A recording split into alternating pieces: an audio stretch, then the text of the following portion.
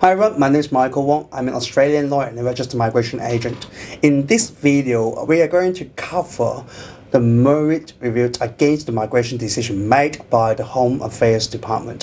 What is merit review and where you can lodge a merit review, or what you will encounter or come across during the merit review. We simply call it appeal. Maybe it's make more sense to more people. So the appeal against the decision made by the Department of Home Affairs in relation to the migration visa applications, or in relation to the decision to cancel your visa. Once your visa got refused or cancelled, you may make an application to the Administrative Appeals Tribunal to merit review the decision against you. When we say an appeal or a merit review in the tribunal or to the tribunal, it always got the procedures you have to follow. The most important procedure will be the time limit for you to make an application for the merit review. If you are onshore and got the visa refused, you got 21 days to make an application to the Administrative Appeals Tribunal for the merit review. If your visa got cancelled while you're in Australia, you only got 7 days to make an application to the tribunal against the decision. Once you've made the decision, you have to provide some sort of documents to prove that the department made a wrong decision. If the tribunal decided that on paper, on the documents you provide to the tribunal, that the tribunal can make a favorable decision to you, then it's okay, they will make the favorable decision. However, if they believe that the documents you provide is insufficient for them to make a favorable decision, and they would like to make an unfavorable decision against you, they will have to conduct a hearing in the tribunal so that they can inquire what's happening, how it happens, and how your circumstances can satisfy the criteria against the visa grant criteria. So what happened or what decision then can the tribunal make is very important. The first decision is set aside. What that means is the tribunal can make a decision substitute the decision that the department made. The second type of decision the tribunal can make is remit. So the tribunal can remit the application back to the Department of Home Affairs for further consideration with the guidance that the applicant has satisfied some sort of criteria, so that the department do not have to reassess those criteria. And the third type of decision that the tribunal can make is affirm. What that means is the tribunal affirmed the decision made by the Department of Home Affairs. So the tribunal confirmed the decisions of the department to cancel or refuse the visa.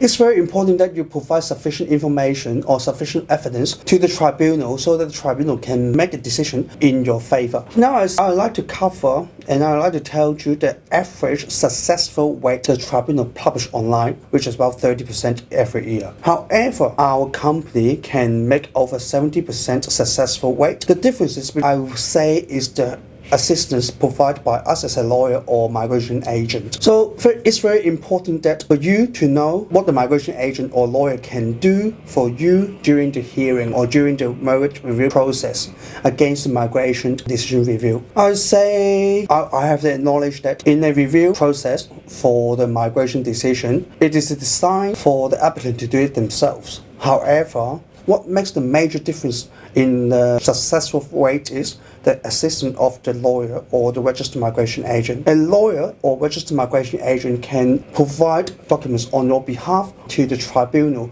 to explain what the legal principle is and what the tribunal has to consider before the tribunal make a decision. I'll provide an example here. In a 485 visa or 482 visa, there is a concept that your position has to be consistent with the nominated occupation, or in a 485 visa, your qualification has to be consistent with your nominated occupation. So what is closely related, what is consistent to nominated occupation? The law behind this theory, behind this concept has been developed over 10 years. So as an applicant, as an ordinary people, do you understand exactly what the closely related to the occupation means?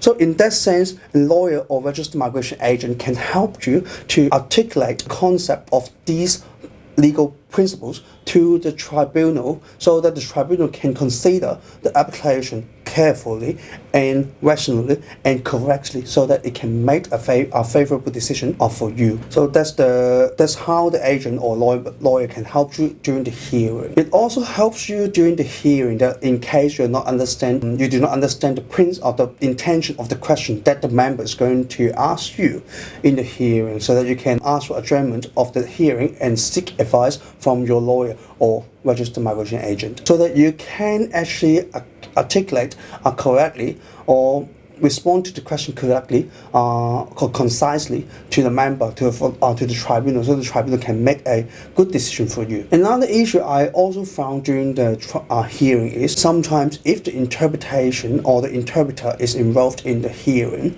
and the interpretation is not so good, which cannot reflect what the applicant said or what the tribunal member said, in this time as an agent or lawyer we can ask for adjournment to change another interpreter for you. So it's very important that a lawyer or registered migration agent who understand or know the procedures of the tribunal, so that it can act for you for your best interest in the hearing or the merit review process. In an unfortunate event that you come across a refusal or cancellation, please do seek help from a professional like us to help you, to provide you correct advice on what you can do, what you have to encounter, what you will encounter during the merit review process or the hearing. And you have to understand, we will explain to you what the legal issue is behind the review process, and what the tribunal is going to focus during the process, and what the questions, the intention of the question